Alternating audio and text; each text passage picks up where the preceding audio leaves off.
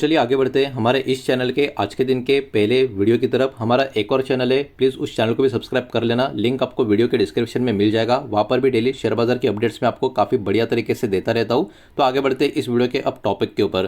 तो देखिए, इंडिया का जो फाइनेंशियल ईयर 2027 का इकोनॉमिक आउटलुक है उसको लेकर अब बहुत ही बड़ी बड़ी खबरें आते हुए आपको नजर आएगी।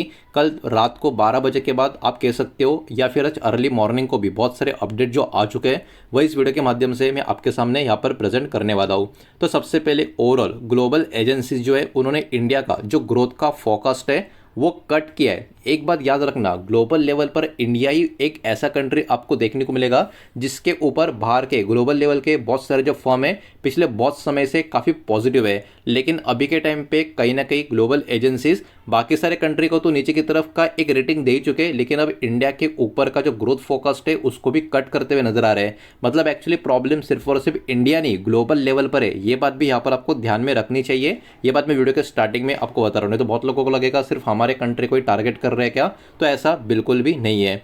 तो देखिए, बहुत सारे जो इंटरनेशनल एजेंसीज है उन्होंने क्या किया, उन्होंने रिड्यूस कर दिया है इंडिया का जो जीडीपी का ग्रोथ एस्टिमेट है उसको फाइनेंशियल ईयर 2027 के लिए। अब देखिए यहाँ पर जो अपडेटेड जीडीपी ग्रोथ का एस्टिमेट निकल कर आ रहा है वो कैसा है। सबसे पहले S&P ग्लोबल, इनका बहुत बात यहाँ पर ग्लोबल लेवल पर माना जाता है। इन्होंने अर्लियर एस्टिमेट किया था इंडिया का जीडीपी ग्रोथ फाइनेंशियल ईयर 2027 में होगा 7.1 का, लेकिन अभी इन्होंने जो अपडेटेड नंबर दिया है वो दिया है 6.6 का। मतलब क्या, यहाँ पर इंडिया की जीडीपी ग्रोथ में ड्रॉप हमको देखने को मिल सकता है। इसके साथ साथ इनके पीछे वर्ल्ड बैंक, आपको तो पता ही होगा 6.6% का यहाँ पर इन्होंने भी मेंशन किया है। यूबीएस ने भी 6.2 का किया है। आईएमएफ इंटरनेशनल मॉनेटरी पॉलिसी की बात करें तो इन्होंने भी कहीं ना कहीं यहाँ पर पर्टिकुलरली 6.5% का एक पर्टिकुलर रेट दिया है। मूडीज का रेटिंग भी 6% का है, इनका तो सबसे खराब रेटिंग आपको देखने को मिलेगा। नोमुरा भी 6.8% करीब का यहाँ पर रेट करता हुआ आपको नजर आएगा। तो ओवरऑल इंटरनेशनल का जो बड़ा एजेंसीज है उनका कहीं ना कहीं ग्रोथ एस्टिमेट इंडिया के ऊपर अभी के टाइम पे कट होता हुआ आपको नजर आएगा, जो अभी के टाइम पे एक चिंता का विषय बना हुआ है। अब देखिए, कोई भी इतना बड़ा प्लेयर जब किसी भी कंट्री का रेट को कट करता है तो ये टाइम पास के लिए नहीं होता, उसके पीछे कुछ ना कुछ तो बड़े बड़े कारण होते हैं। तो इन्होंने यहाँ पर कुछ महत्वपूर्ण रीजन डाउनग्रेड के पीछे के यहाँ पर बताकर भी रखे हैं। सबसे पहले वेस्ट एशिया में जो टेंशन लगातार बढ़ रहा है। देखिए, कभी कभी कुछ कुछ खबर आ जाती है कि अब ये होगा, अब शांति का प्रस्ताव होगा, सीज फायर होगा, ऐसी चीजें आ जाती है। अगले दिन खबर आ जाती है कि फिर से सब कुछ चालू हो गया, ये बंद हो गया, वो बंद हो गया, कुछ समय के लिए खुला रहेगा, फिर 5 मिनट के बाद बंद कर दिया जाता है। तो ऐसे जब खबरें आती है वो क्या करती है, वो मार्केट में अनस्टेबिलिटी क्रिएट करती है। और मार्केट को अनस्टेबिलिटी, अनसर्टेनिटी नहीं चाहिए होती है, मार्केट को एक क्लियर डायरेक्शन चाहिए होता है। तो ये टेंशन जो लगातार वेस्ट एशिया में बढ़ रहा है ये भी एक बहुत बड़ा रीजन है डाउनग्रेड के पीछे का।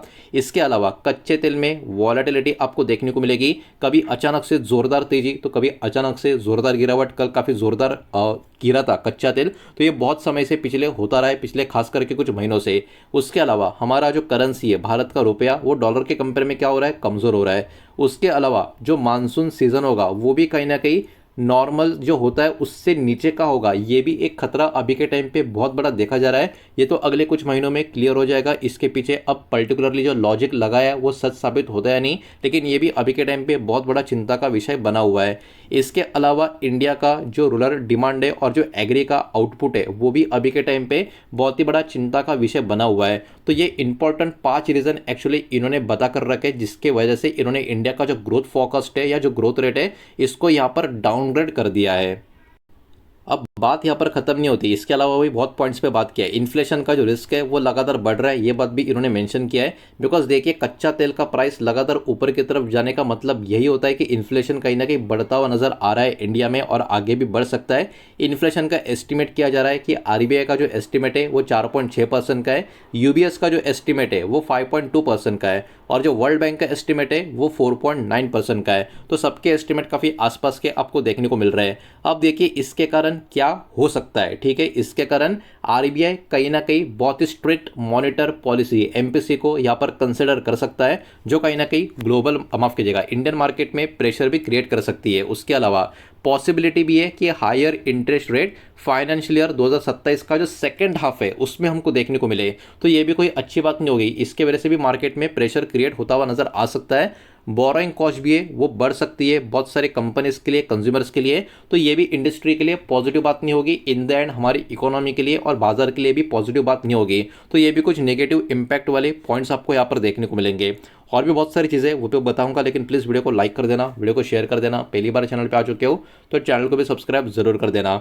एनर्जी का शॉक और जो करंट अकाउंट का प्रेशर है ये भी यहाँ पर नज़र आ रहा है। इंडिया एक्चुअली इंपोर्ट करता है 50% का कच्चा तेल का स्ट्रेट ऑफ हॉर्मुज का जो रूट है वहाँ से, और इसमें बहुत बड़ा रिस्क अभी के टाइम पे क्या बना हुआ है, सप्लाई का जो डिसरप्शन इन बिटवीन हो रहा है वो कहीं ना कहीं इंक्रीज भी कर रहा है इंडिया का जो इंपोर्ट का कॉस्ट है उसको। उसके अलावा कैड यानी करंट अकाउंट डेफिसिट की बात करें, ये भी कहीं ना कहीं बढ़ता हुआ नजर आ सकता है, जो अच्छी बात नहीं होती। उसके अलावा रुपया का जो कमजोरी है वो भी यहाँ से बढ़ता हुआ नजर आ सकता है। कैड का एस्टिमेट है यूबीएस का 2.5% ऑफ जीडीपी और वर्ल्ड बैंक का है 1.8% ऑफ जीडीपी, जो कहीं ना कहीं थोड़े से न्यूट्रल टू नेगेटिव टाइप के आप बोल सकते हो, कहीं ना कहीं एस्टिमेट यहाँ पर नजर आ रहे हैं। अब देखिए इंपॉर्टेंस जो है स्ट्रक्चरल रिफॉर्म्स का, ये भी कहीं ना कहीं बहुत ज़रूरी होगा।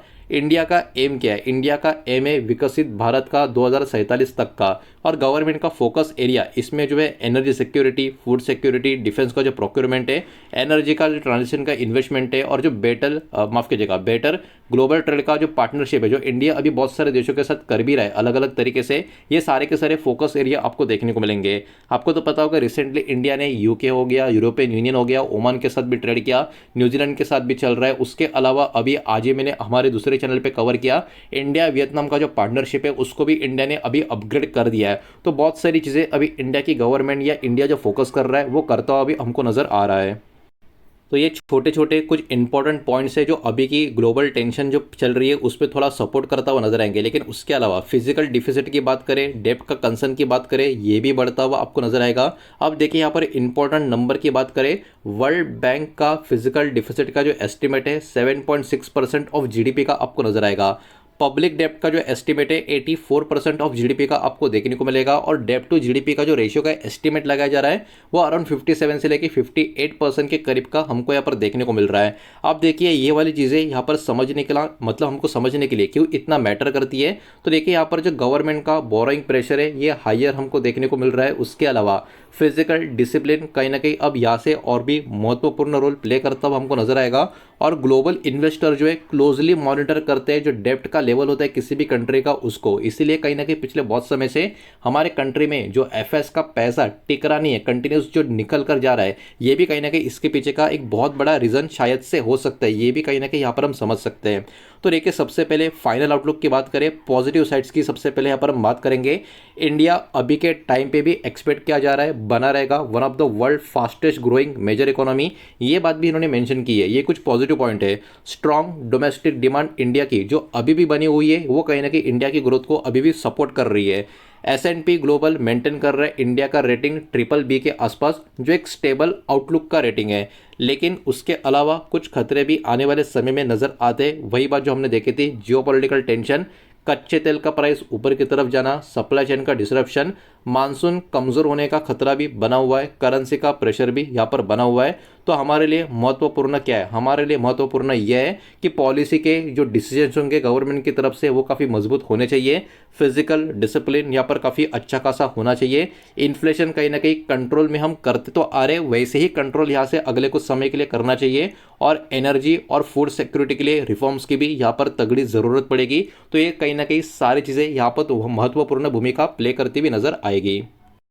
तो देखिए अपने आप में काफ़ी इंपॉर्टेंट अपडेट, काफ़ी इंपॉर्टेंट रिपोर्ट यहाँ पर हमारे कंट्री का ओवरऑल जीडीपी की बात करें, इकोनॉमी की बात करें, सबको एकदम ध्यान में रखते हुए जो आया था वही मैंने आपके सामने यहाँ पर प्रेजेंट किया है। सारा का सारा डेटा एजुकेशनल इन्फॉर्मेशनल पर्पस के हिसाब से ये किसी भी तरीके का इन्वेस्टमेंट का एडवाइस या स्टॉक का रिकमेंडेशन ना ही मैं आपको दे रहा हूँ, ना ही मैंने आपको दिया है। ये बात भी यहाँ पर आप ध्यान में रखें। उम्मीद करता हूँ वीडियो समझ आया होगा, पसंद आया होगा तो वीडियो को लाइक करें, दोस्तों से शेयर करें। पहली बार चैनल पे आ चुके हो तो सब्सक्राइब भी कर देना, और कोई भी स्टॉक में निवेश करने से पहले खुद की स्टडी रिसर्च जरूर करें, फाइनेंशियल एडवाइजर की सलाह जरूर लें। मिलते हैं नेक्स्ट वीडियो में, धन्यवाद।